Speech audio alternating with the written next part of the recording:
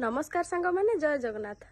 तो आज समय आसी हेलानी प्राय 8टा आउ 8टा समय आज गोटे बढ़िया जिनस मुझे देखा चाहूँगी आईटा हूँ बहुत विरल दृश्य माने आज पवित्र जन्माष्टमी रे आज सूर्य तो पलि आसचंती किंतु जह्न घर को जीवा भूली जाइछंती।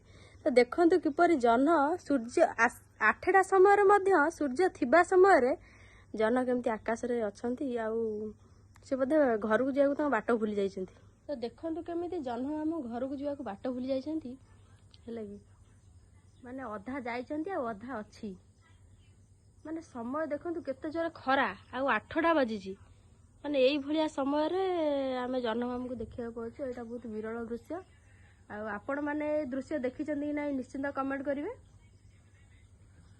आ जदी देखि नाही ताले मो वीडियो देखि जानि जानतु।